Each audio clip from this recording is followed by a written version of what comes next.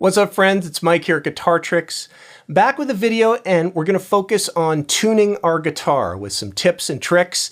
And of course, nowadays, it's never been easier to keep your guitar in tune with clip-on tuners, pedal tuners, apps that will keep your guitar in tune. But we should know some basics about how to tune by ear with the guitar, tuning it to itself, in case any of those go away and are not handy, or a battery fails or something like that. Before we get started, make sure to subscribe to the channel and ring that notification bell. And while you're at it, hit that like button. It would really help out. Now, back to the lesson. Okay, so I'm going to teach a few tips on just keeping your guitar in tune, checking your tuning really quickly using notes on the guitar. Okay, and one of the most basic ways to do it is to use unison notes. Basically, use a fretted version of the note that you're trying to tune a string to as a comparison. Okay, so let's talk about the D string, for example. Let's say it's out. Let's say it's sharp, okay? Now, an easy way to check this is to fret a string that's in tune and fret the same pitch, the D note that you want that string to be. So this is at the 5th fret of the 5th string, will give me a D note. Now I compare the two. I can hear the other string is out of tune, so I'm gonna bring it down, okay?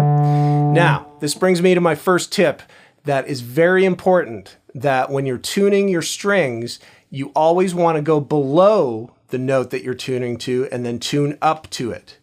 Never just down to the note and leaving it there, because the string could slip in that case and go out of tune really easy. You want to come down below and then tune up to the note. Okay, so bring that down. And you can kind of hear there's what's known as beating, or some pulsing of the notes when they're not quite in tune with each other, and we want to try to eliminate that. So bring it up. There, just a little bit more. I think I'm pretty close. Okay? So that's using a unison note, okay? Playing the same note that you're tuning the string to. Now, some other things we can use are an octave note. Okay, so for example, I can check the tuning of this. Let me put the D string back out of tune.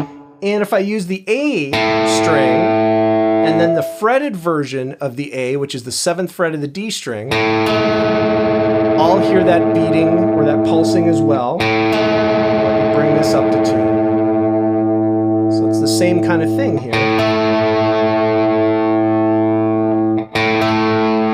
Each time you want to let go of the string and then re-fret it. And with the octave, you'll also hear that if that pulsing goes away and those notes are dead on, you'll hear that they tie in together really nicely. Okay. Another quick check on this is just to pull the fretted note a little bit sharp, and you'll hear that pulsing. Okay. And as you bring it back, that goes away. That's what we're going for. Another way to quickly check, and a lot of guitar players do this, is just to play the open strings together, so the A and D strings. This is what's known as a 4th interval, or a perfect 4th, and because it's a perfect 4th between those two strings, you can also get that beating to go away.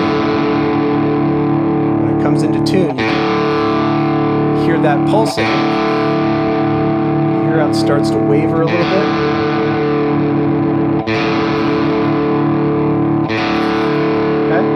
You can also check this on the 12th fret harmonic. Okay.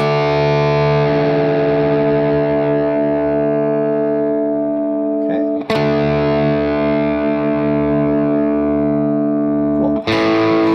The perfect 5th, which would be a power chord. That's another way to do it.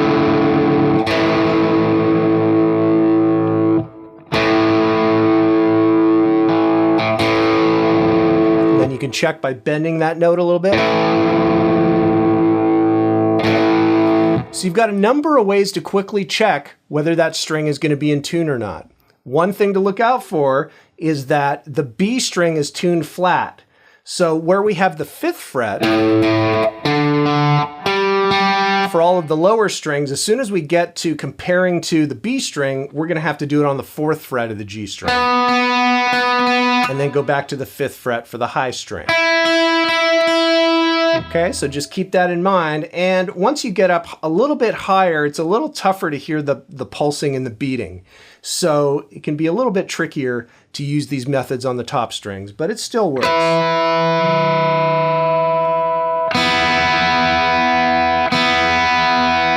Okay, so I hope that you found some of these methods helpful and definitely keeping your guitar in tune.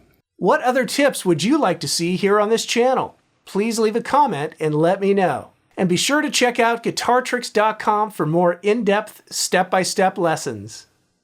Let's see you on the next one.